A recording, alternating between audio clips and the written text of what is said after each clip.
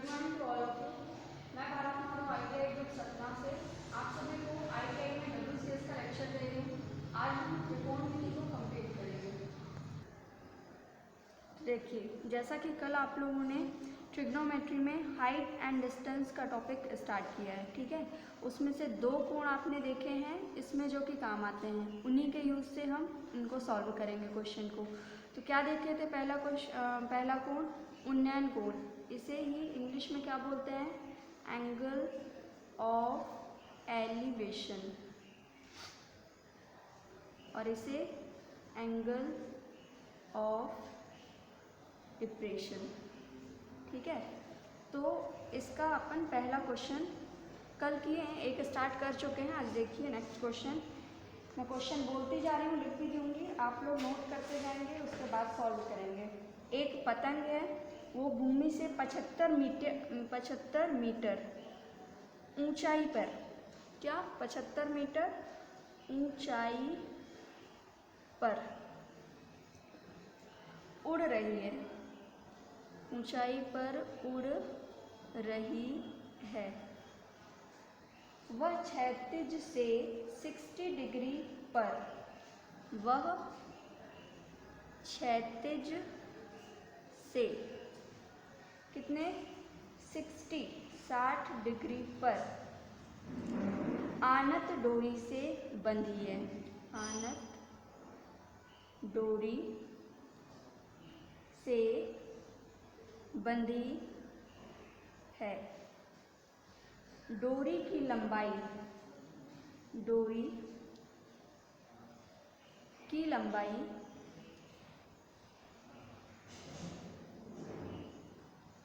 सन्निकट metre तक बताइए, सन्निकट metre तक बताइए, ठीक है। क्वेश्चन देखने में बड़ा लग रहा है, नहीं समझ में आ रहा होगा, एक बार दो बार पढ़ेंगे फिर सॉल्व करना स्टार्ट करेंगे। सबसे पहले आपको क्या दिया है? पतंग है, भूमि से 75 मीटर ऊंचाई पर है, ठीक है। कितनी ऊंचाई पर है कोई पतंग? मान लीजिए यहाँ पे कोई पतंग है, ये भूमि से कितनी ऊंचाई पर है? 75। तो ये हमने मान के चला कि 75 मीटर है। फिर क्या बोला है? वह क्षैतिज से 60 डिग्री का, 60 डिग्री क्षैतिज से, ठीक है। ये क्षैतिज वाली लाइन क्या होगी? ये क्षैतिज की लाइन है, ठीक है। क्षैतिज इसी तरह बनती है, ऊर्ध्वाधर खड़ी वाली। तो क्षैतिज लंबाई की बात कर रहा है, तो ये क्षैतिज से कितने डिग्री पर? 60 डिग्री पर आनत डोरी से बंधी है, ठीक है, 60 डिग्री पर। तो यहाँ पे जो कोण बनेगा, कहाँ? यहाँ से मान लीजिए ये कोण यहाँ से बनेगा, तो इस लाइन को इससे मिला देंगे। ये जो कोण होगा वो उस कोण की बात कर रहा है 60 डिग्री, क्योंकि ये तो 90 डिग्री का होता है ना। दूसरा कोण कहाँ बनता है? यहाँ पे क्षैतिज पे बोला है, तो ये क्षैतिज से लेकर के ये आनत डोरी है जो पतंग से बंधी हुई है, ठीक। तो अब क्या है? 60 डिग्री पर आनत डोरी से बंधा है। डोरी की लंबाई सन्निकट मीटर तक बताइए। अब बोल रहा है ये जो आपने डोरी बांधी है पतंग के लिए, इसकी लंबाई कहाँ तक बताना है? सन्निकट मीटर। सन्निकट मीटर क्या है? ये जो आपकी पतंग की लंबाई है, ठीक है। तो इसको अपन क्या मान के चलते हैं? x मीटर मान के चलते हैं। इसका नाम दे देंगे A, B और C। ये डायग्राम क्लियर हुआ? ये वाली जो हाइट आपका दिया है ये क्या है? 75 है। अब देखिए कौन कौन सी भुजा की बात हो रहा है इसमें, ठीक है। यहाँ से आप जब भी ये वाले क्वेश्चन सॉल्व करेंगे आप ये साइड में लिख सकते हैं, ठीक है। LAL/KKA ये लिख सकते हैं ना साइड पे। अब देखिए कौन कौन सी भुजा की बात हो रही है इसमें। सबसे पहले एक पतंग भूमि से 75 मीटर ऊंचाई, तो ये आपकी क्या कहलाती है? ब्रैकेट में लिखना है अपने लिए तो लिख सकते हैं लंब। ये वाला क्या कहलाता है? आधार। और ये वाली क्या कहलाती है? कर्ण, ठीक है। यहाँ तक क्लियर है? अब देखिए क्या बोला है। हाँ, कौन कौन सी, सबसे पहले कौन सी भुजा की बात की है इसने? ये वाली भुजा की, मतलब लंब की। और फिर आनत डोरी किसमें? क्षैतिज से, मतलब किसकी बात की है? आधार की। तो डोरी की लंबाई सन्निकट मीटर तक निकालना है। सन्निकट मीटर डोरी क्या है? लंब बटे कर्ण। ये चीज़ क्लियर हुई? ठीक है। तो लंब बटे कर्ण बराबर कितना, लंब बटे कर्ण बराबर होता क्या है, सबसे पहला वाला साइन 60 डिग्री। ठीक है। अब लंब का मान कितना दिया है 75, कर्ण का मान अपन ने क्या माना है, इन्हीं दोनों की बात कर रहा है, एक की दे दिया एक की पूछ रहा है, इसलिए हम इन दोनों को लेके चल रहे हैं। ऐसा नहीं है कि इसमें ये नहीं ले सकते थे, जो चीज़ दी है उसे तो लेना ही लेना है, प्लस जो चीज़ पूछ रहा है हमसे उसे लेना है। ठीक है। तो ये कितना हुआ साइन 60 डिग्री। अब साइन 60 डिग्री का मान, अगर आपने वो कल मेरी टेबल देखी है जो अपन ने त्रिकोणमिति में पढ़ा था अनुपातों से रिलेटेड, तो आपको ये तुरंत बन जाना चाहिए। साइन में 60 डिग्री का मान कितना होता है, तो √3/2 है ना। यहाँ पे ब्रैकेट में लिख सकते हैं, चूँकि साइन 60 डिग्री इज इक्वल √3/2। अब क्या करना है, हमें x का मान निकालना है। ये सभी तो नंबर दिए हुए हैं, इसमें तो ऐसा कुछ नहीं है कि आप 75 को नहीं जानते, √3 नहीं जानते, 2 नहीं, ये तो सभी नंबर हैं। इस लेटर का मान हमें x का मान, ये वाली भुजा का मान निकालना है। तो x बराबर क्या हो जाएगा, देखिए x का तिर्यक गुणा करेंगे तो किसके साथ आना चाहिए, √3 के साथ। तो यहाँ पे ये चीज़ किस में चली जाएगी, बटे में, और ये चीज़ ऊपर क्या 75 × 2। ठीक है। इज इक्वल क्या हो जाएगा 75 में इसका मल्टीप्लाई कर देंगे तो कितना हो जाएगा 150 और अपॉन में √3। अब आप जानते हैं अपॉन में अगर कोई नंबर √3 टाइप का आता है तो हमें क्या करना पड़ता है, उसका हर का परिमेयीकरण करना रहता है।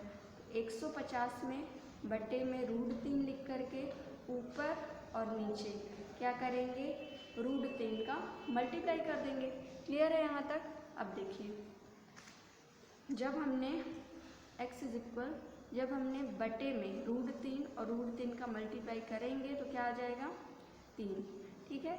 ऊपर क्या मल्टीप्लाई में, ये तो इसके साथ डायरेक्ट मल्टीप्लाई होगा नहीं, तो 150 बाहर और √3 अंदर। अब देखिए कोई नंबर इनसे कट हो रहा है क्या, ये चीज़ तो कटेगी नहीं, बाहर वाले को चेक कर लेंगे। 3 के पहाड़े में 5 बार में क्या हो रहा है 15, और एक 0 है तो 0। तो x का मान जो आएगा वो 50/√3।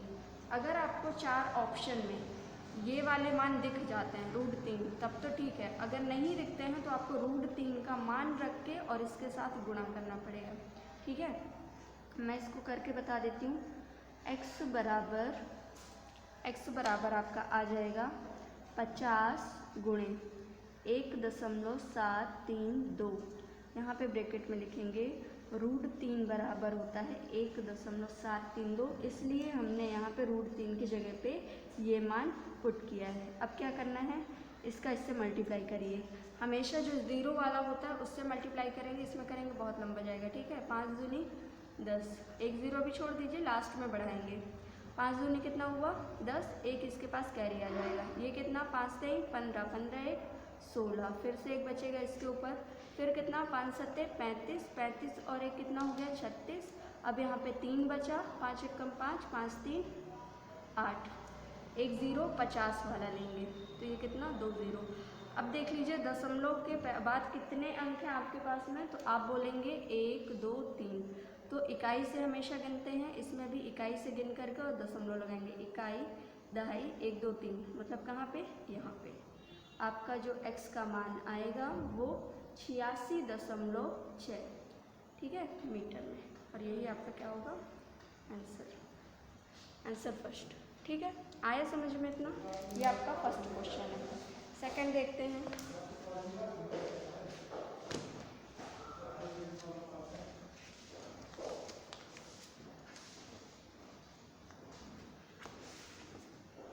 सेकंड क्वेश्चन देखिए, आपको इसमें क्या क्या दिया है, एक पहाड़ी की बात हो रही है। पहाड़ी कैसे होती है, ज़मीन से ऊपर ही होती है, गहराई में तो होती नहीं है। ठीक है। तो उन्नयन कोण की ही बात हो रही है, सबसे पहले ये चीज़ माइंड में आना चाहिए। तो एक पहाड़ी के निचले भाग, एक पहाड़ी के निचले भाग, ठीक है। पहाड़ी का निचला भाग कहाँ पे होगा, जमीन में। ठीक है। तो पहाड़ी के निचले भाग से कितना 100 मीटर की दूरी पर, 1 2 100 मीटर की दूरी पर पहाड़ी की चोटी, क्या, पहाड़ी की चोटी का उन्नयन कोण, का उन्नयन कोण कितना, 60 डिग्री पाया जाता है, पाया जाता है। पहाड़ी की ऊंचाई ज्ञात कीजिए, पहाड़ी की ऊंचाई ज्ञात कीजिए, ज्ञात कीजिए, ये आपका क्वेश्चन है। ठीक है, सेकंड क्वेश्चन है एक पहाड़ी के निचले भाग से। अब जैसे जैसे क्वेश्चन बोल रहा है वैसा ही ट्राइंगल इसमें ड्रॉ करेंगे। ठीक है, सॉल्व लिखिए। अब क्या बोला है, एक पहाड़ी के निचले भाग, पहाड़ी मान लीजिए एक जमीन, यहाँ पे कोई ज़मीन का बिंदु है, यहाँ से ये क्या है, पहाड़ी है। ठीक है, तो पहाड़ी के निचले भाग से, निचला भाग कौन सा है, ये वाला भाग की बात कर रहा है, भाग से मतलब यहाँ से कितना, 100 मीटर की दूरी पर, ये हमने बना लिया 100 मीटर की लाइन, तो 100 मीटर की दूरी पर। ठीक है, यहाँ तक क्लियर है इतनी लाइन। पहाड़ी की चोटी, पहाड़ी की चोटी, अब पहाड़ी की फिर से बात कर रहा है, चोटी का मतलब होता है सबसे ऊपरी भाग, यहाँ ये वाला पॉइंट, पहाड़ी की चोटी का उन्नयन कोण, उन्नयन कोण कब बनेगा, जब हम नीचे से ऊपर की ओर देखेंगे, तो ये लाइन हमें मिलाना पड़ेगा, ये हमारी दृष्टि रेखा कहलाएगी। ठीक है, कितना पाया जाता है, 60 डिग्री का। ठीक, इसे नाम दे दीजिए पी क्यू और आर, 60 डिग्री पाया जाता है। तो पहाड़ी की ऊंचाई ज्ञात करना है, पहाड़ी की ऊंचाई कौन है, पहाड़ी ये हमने बनाया था, तो यहाँ पे इसको मान लेंगे h। क्लियर है। अब देखिए आपको दो चीज़ की बात हो रही है, किसकी किसकी, एक तो लंब की और एक आधार की। अभी इसकी बात नहीं हो रही, तो लंब बटे आधार ही लेंगे, ये हुआ लंब बटे आधार। ठीक है, तो लंब बटे आधार क्या है, h है लंब आपका, और आधार कितना है, 100 मीटर है, तो 100 मीटर। लंब बटे आधार बराबर क्या होता है, tan थीटा। ठीक है, तो h/100 इज इक्वल, tan तो ठीक है, थीटा की जगह हमने वही कोण लेंगे जो क्वेश्चन में बात कर रहा है, कितना, 60 डिग्री का। तो h/100 इज इक्वल tan 60, 60 का मान क्या होता है, तो बोलेंगे क्या, √3। ठीक है, अब क्या करेंगे, बटे 1 करके इसे बस क्या करना है, तिरक गुणा करके सॉल्व कर लेना है। तो कितना हो जाएगा, h एक बार में, और ये कितना हो जाएगा, 100√3। फर्स्ट आंसर तो आपका ये आ गया डायरेक्ट, या फिर √3 का आप मल्टीप्लाई भी कर सकते हैं।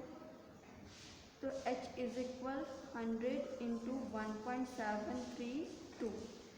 अगर 1 के साथ में 0 वाला कोई भी आपके पास मल्टीप्लाई है तो वो बहुत इजी होता है। कैसे, क्योंकि हमें 1 का मल्टीप्लाई करेंगे तो वही सेम नंबर आ जाएगा, अभी पॉइंट रखने की ज़रूरत नहीं है। जितने 0 आपको क्वेश्चन में है वो डायरेक्ट इसी नंबर पे पीछे लगा देंगे।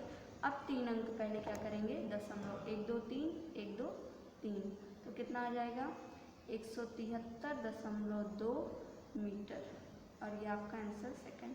तो आप कैसे करेंगे, कैसे पहचानेंगे कि हमको यहाँ तक लगाना है कि यहाँ तक लगाना है, यह आपका पूरी तरह से ऑप्शन पे डिपेंड करेगा कि वो इस फॉर्म में आंसर दे रखा है या इस फॉर्म में आंसर दे रखा है।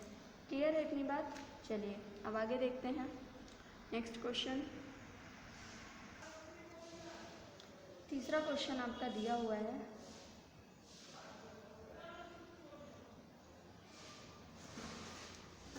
यदि एक सीढ़ी की बात कर रहा है, एक सीढ़ी 15 मीटर ऊंची दीवार को, ठीक है, 15 मीटर ऊंची दीवार को छूती है। बहुत इजी क्वेश्चन है, इसीलिए सारे जिस टाइप के आ रहे हैं उसी टाइप के बता रहे हैं। बस आप लोग को थोड़ा सा समझना है कि कौन सी भुजा को क्या मान के चलते हैं। तथा निचला सिरा जमीन से तथा निचला सिरा जमीन से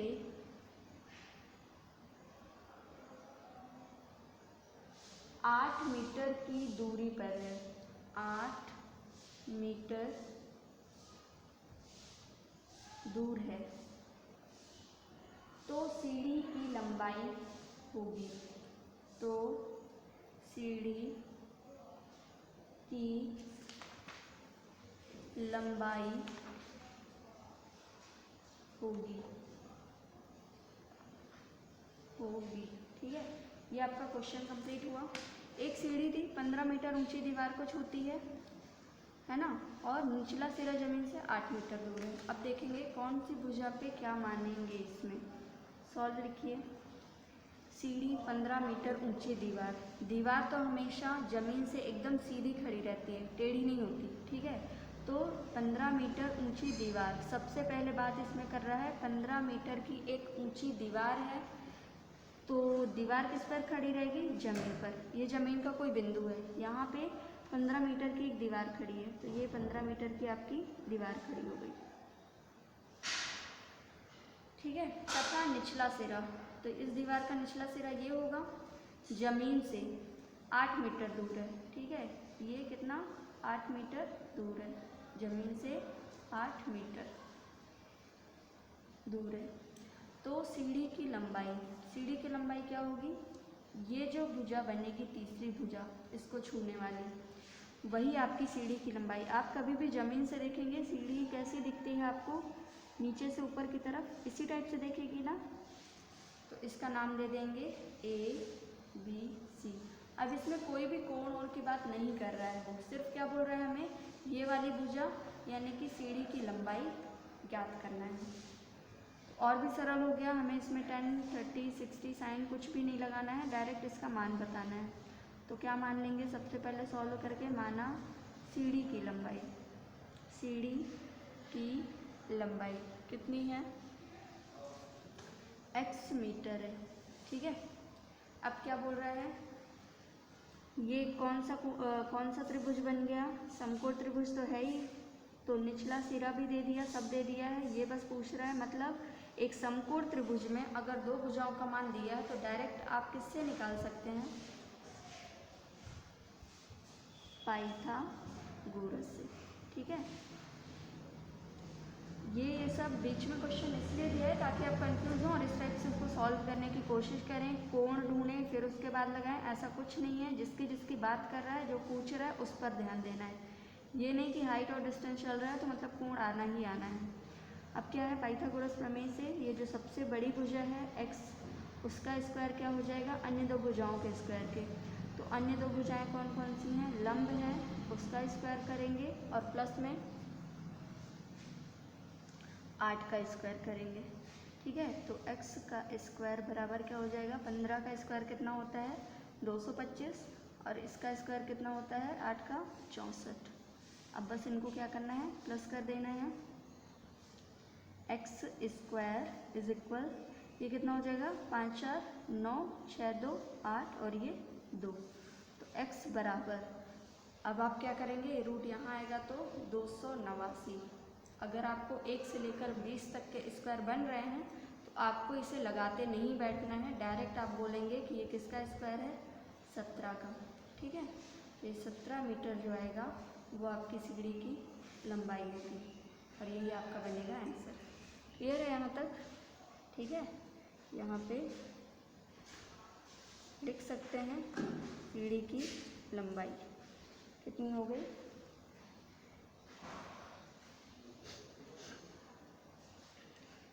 x इज इक्वल 17 मीटर होगी। ठीक, क्लियर हो गया? नेक्स्ट चलते हैं, अगले क्वेश्चन की तरफ बढ़ते हैं। देखिए, एक क्वेश्चन दे रखा है आपको,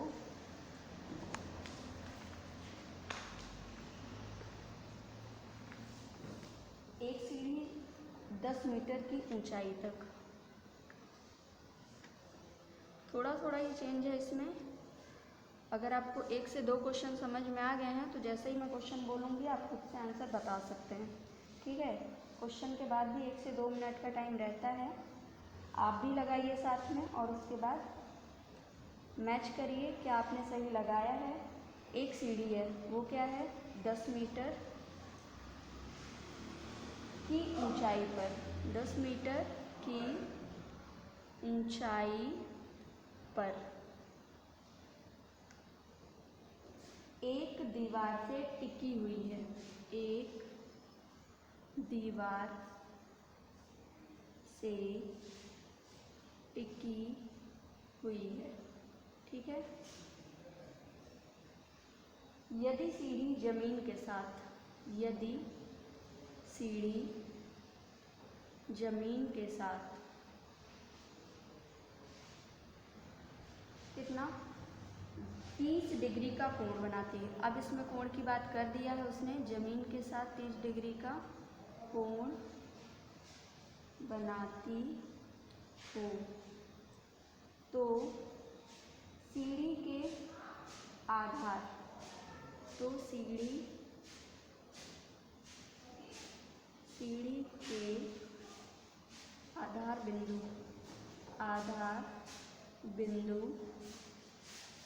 की दीवार से दूरी है, की दीवार से दूरी कितनी होगी, ठीक है। दीवार से दूरी कितनी होगी। अभी आपका क्वेश्चन कंप्लीट हो गया। पढ़िए इसको 1 से 2 बार, क्वेश्चन को पढ़िए क्या बोल रहा है इसमें और आपको क्या करना है, कहाँ पे क्या बनाना है, सॉल्व करेंगे।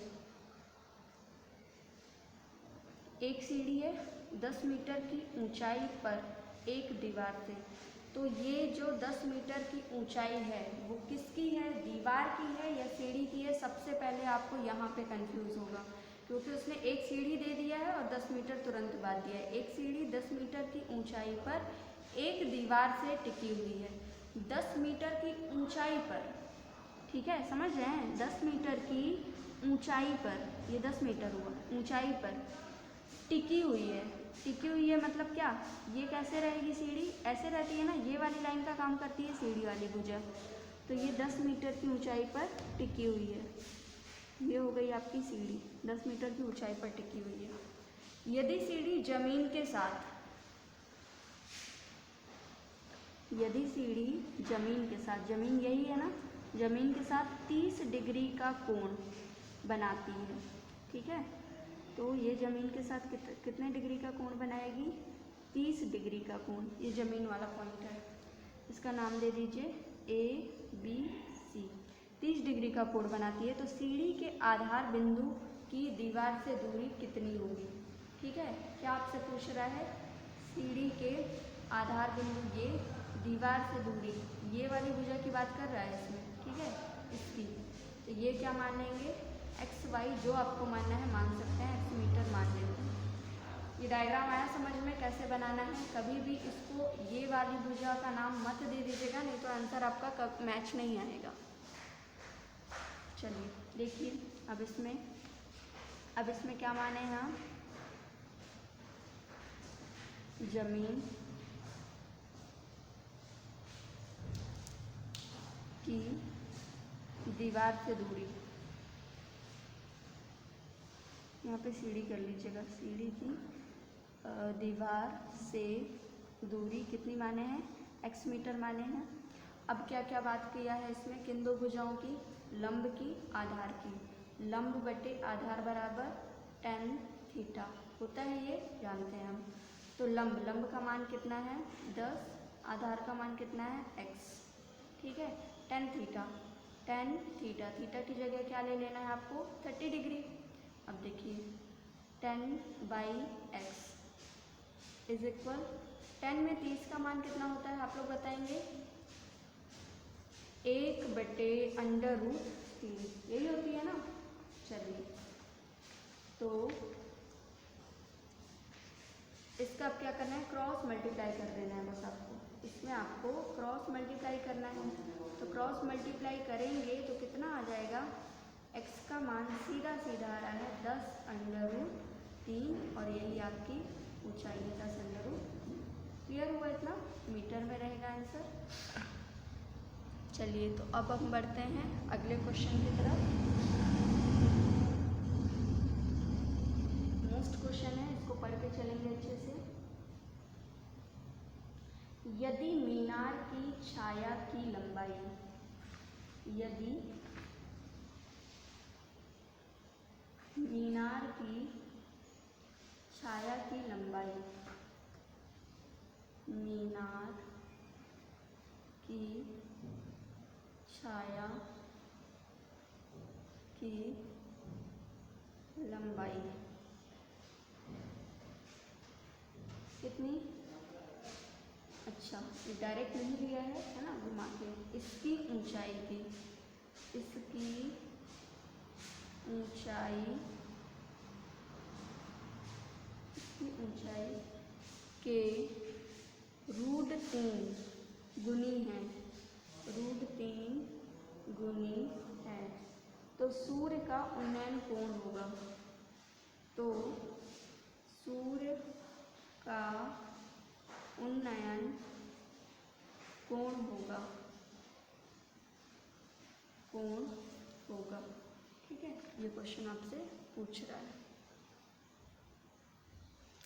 यदि मीनार की छाया की लंबाई, मीनार कैसे खड़ी रहती है जमीन पे? सीधी, मतलब ये लंब भुजा की बात कर रहा है। मीनार की छाया की लंबाई मतलब, ठीक है, इसकी कौन सी भुजा की बात कर रहा है? लंब भुजा की। इसकी ऊंचाई के, जो भी इसकी ऊंचाई होगी उसके √3 गुना है, उसके √3 गुना है। तो इसके सूर्य का, इसमें कोई भी भुजा की लंबाई नहीं दिया है, सबसे बड़ी बात ये है। ठीक है, इसको अपने आप से समझना है कि ये कैसे आएगा। कोई सी भी आप सबसे पहले जो जो बोल रहा है क्वेश्चन की लैंग्वेज को समझेंगे और बनाते जाएंगे। मीनार की छाया की लंबाई, ये हमारी कोई भी मीनार हो गई, इसको क्या मान लेंगे? ए भी कोई मीनार है। इसकी लंबाई इसकी ऊंचाई के √3 गुनी है, तो सूर्य का उन्नयन कोण क्या होगा? ठीक है, मीनार की ये क्या हो गई? आधार। तो उन्नयन कोण कब बनेगा? जब हम आधार बिंदु से जमीन से ऊपर की ओर देखेंगे, है ना। तो हम यहाँ पे जमीन से ऊपर की ओर देख रहे हैं, ये हमने ऊपर की ओर देखा, तो क्या हो गया? उन्नयन कोण बताना है हमें। ठीक है, ए बी हो गया है, तो इसे सी मानेंगे। और मान लीजिए अभी तो हमें पता नहीं है कि कितना होगा कोण, तो हम उससे क्या मान लेंगे? थीटा। ठीक है, यहाँ तक आया समझ में? मीनार की छाया की लंबाई ये वाली होगी, ए बी, इसको लिख सकते हैं यहाँ पे, और इसकी ऊंचाई के √3 गुना है। ठीक है, तो यानी कि ये देखिए यहाँ पे बी सी जो है, B C is equal, B C क्या है? इसकी ऊंचाई के √3। बी सी क्या है आपकी? आधार है ना, तो बी सी आपका आधार ले लीजिए, बराबर इसकी क्या है? √3 गुना ए बी के है। ये बात समझ में आई? यदि मीनार की छाया की लंबाई, ये मीनार है, इसकी छाया कहाँ पे बनेगी? जमीन में बनेगी ना, ये क्या है? जमीन है। तो मीनार की छाया की लंबाई जो है, ये बी सी जो है, इसी की ऊंचाई ए बी के √3 गुनी है, तो ए बी के √3 गुना है। ये बात समझ में आई? बस यहीं पे समझना है, इस लाइन के अलावा आपको कोई भी क्वेश्चन में दिक्कत आएगी ही नहीं। यदि मीनार की छाया की लंबाई, हमने मीनार बनाया, अब इसकी छाया, मीनार की लंबाई नहीं बोला, मीनार की छाया की लंबाई, तो मीनार की छाया कहाँ पे बनेगी? जमीन में बनेगी। तो इसकी लंबाई बोल रहा है जो भी है, तो हमने माना है क्या? बी सी है। इसकी ऊंचाई के, किसकी? मीनार की ही ऊंचाई के, मीनार की ऊंचाई ए बी, इसी के, जिसके बोल रहा है उसी के साथ में गुणा करेंगे √3 का, तो सूर्य का उन्नयन कोण क्या होगा? ठीक है, अब हमें निकालना है कि सूर्य का उन्नयन कोण क्या होगा। अब भुजा भुजा को एक साथ ले लीजिए। ठीक है, ये वाली भुजा जो है इसके साथ में ले लीजिए, इसकी बात कर रहा है और इसकी बात कर रहा है, तो √3 को दूसरे साइड में भेज देंगे। ठीक है, यहाँ पे क्या हो जाएगा? ए बी, और इसको भुजा को ले आएंगे तो बी सी। ठीक है, ए बी के साथ में कौन था? √3 था, यहाँ पे क्या बचा? सिर्फ 1 बचा। अब ये √3 को दूसरे साइड में भेज देंगे, तो 1/√3 बराबर क्या हो जाएगा? ए बी लंब बटे आधार बी सी। अब देखिए 1/√3 को रहने दीजिए अभी, ये क्या है? ए बी बटे B C. A B means ये लंब और ये आधार, तो लंब बटे आधार बराबर क्या होता है? tan थीटा होता है ना, ये हमने थीटा तो है ही अपने पास, अभी कोण नहीं पता है। अब देखिए, आप जानते हैं कि टेन थीटा में किसका मान 1/√3 होता है, तो आप सीधा सीधा बोल सकते हैं कि टेन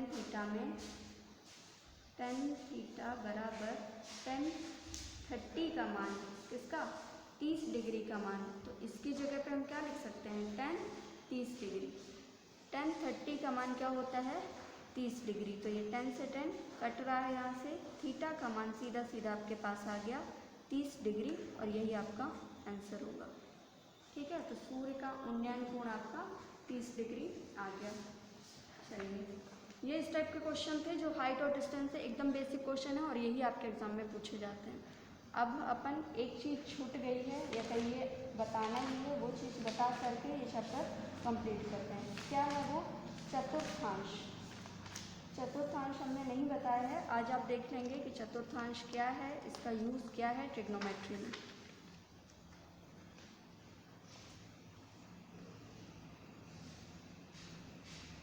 चलिए, आज आपको पढ़ना है समतल के चार चतुर्थांश में त्रिकोणमिति अनुपात।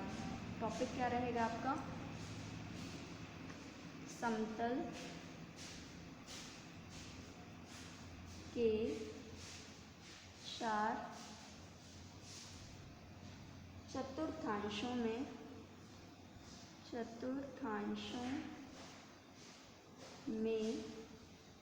त्रिकोणमितीय अनुपात। त्रिकोणमितीय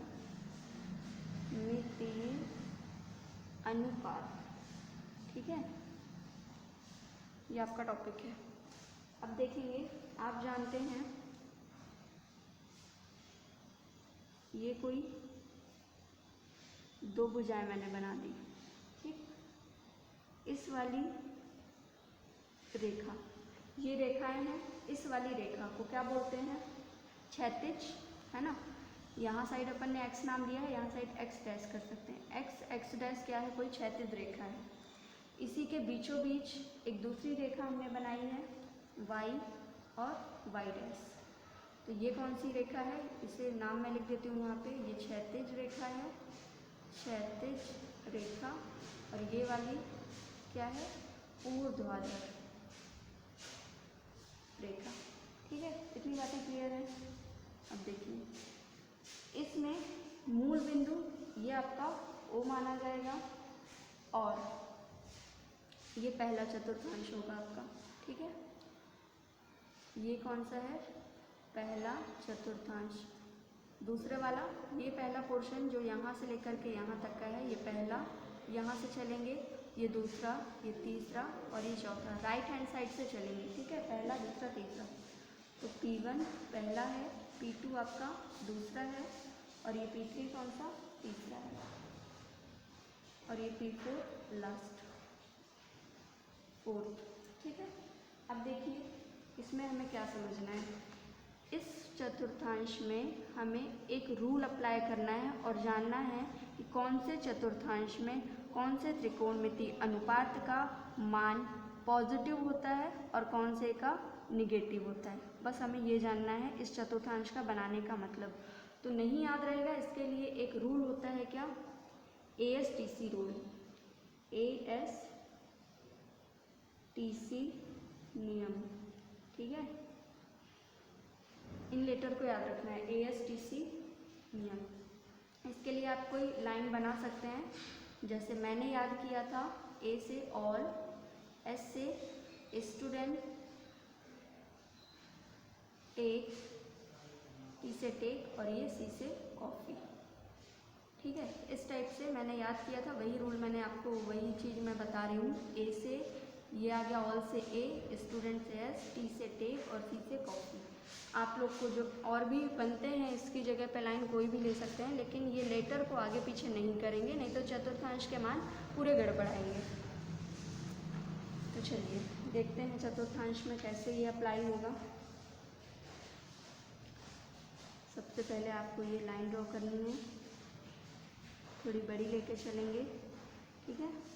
और ये x की लाइन, ये क्या है, यहाँ पे 0, ठीक है, यहाँ से स्टार्ट करते हैं राइट हैंड से, तो 0 से यहाँ तक जाएंगे तो कितना आ जाएगा 180 डिग्री। 0 यहाँ पे है, यहाँ पे आप देख रहे हैं कि ये लाइन यहाँ पे मिल रही है, तो कितने डिग्री का यहाँ पे कोण बनेगा बीचों बीच 90 डिग्री का। तो 0 से लेकर यहाँ पे क्या आ जाएगा 90 डिग्री। ठीक है, फिर ये 90 और चलेंगे आप, क्योंकि देखिए एक लाइन पे सीधी लाइन खड़ी है, तो ये 90 पे ही सभी बन रहे हैं। फिर से इसमें क्या करेंगे 90 प्लस करेंगे, तो 90 में 90 प्लस करेंगे तो 180 डिग्री आ गया।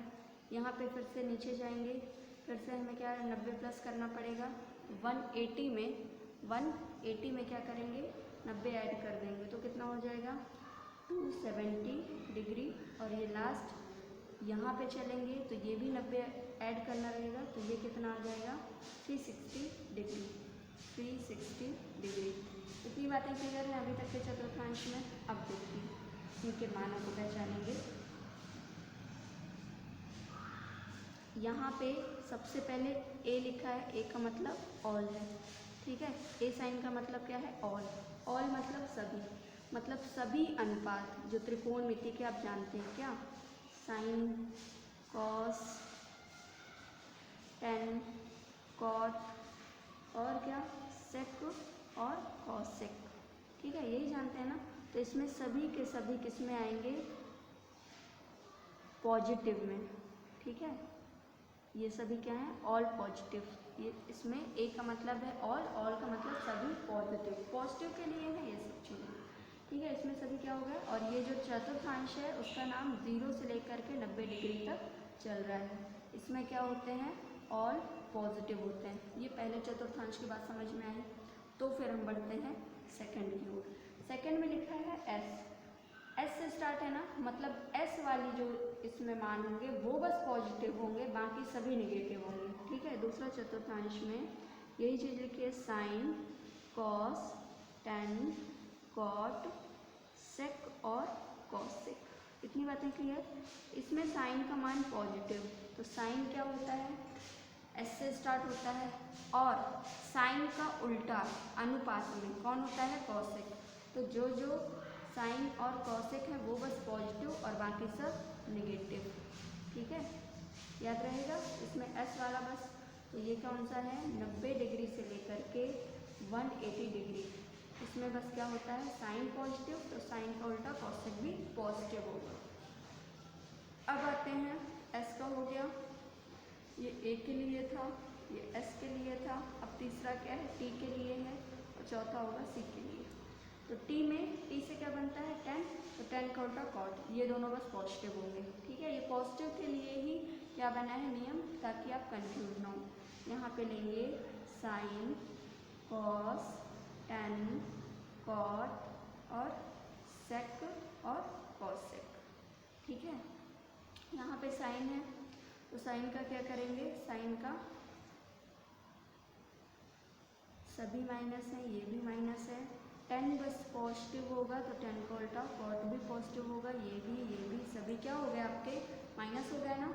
अब देखिए सी वाला लास्ट लेके चलते हैं। फोर्थ चतुर्थांश जो है ये किससे चला है 180 से स्टार्ट है, 270 पे खत्म है। तो थर्ड वाला 180 से स्टार्ट हुआ है, 270 पे ख़त्म हुआ है। लास्ट लेंगे साइन, कॉस, टेन, कॉट, सेक और कॉसेक। अब देखिए क्या क्या इसमें सी किससे स्टार्ट है, सी का मतलब अब ये नहीं कि आप ये कॉट लेने लगेंगे, 10 और कॉट आ चुके हैं। ठीक है, कॉस वाली वैल्यू लेंगे। कॉस की वैल्यू क्या है, कॉस का उल्टा क्या होता है सेक। तो बस ये दोनों पॉजिटिव और सभी नेगेटिव। इतनी बातें क्लियर हो गई। ये कहाँ से कहाँ तक चला है 270 डिग्री से लेकर के 360 डिग्री तक चला है ये चतुर्थांश आपका। ठीक है, तो आज आप इतनी चीज़ें सीखेंगे। सबसे पहले ये क्वेश्चन लगाएंगे, इनके और भी क्वेश्चन आप बुक से ढूंढेंगे लगाएंगे। उसके बाद मेन चीज़ जो आपको पढ़ना है ये, क्योंकि ये चीज़ जब बनेगी तो इस पर बेस्ड जो भी पूछता है क्वेश्चन वो मैं आपको बताऊंगी। ठीक है, एक दिन का और भी रह गया है ये पार्ट, तो चलिए देखते हैं कल इसको कंप्लीट करते हैं अपनी ट्रिग्नोमेट्री को। Thank you.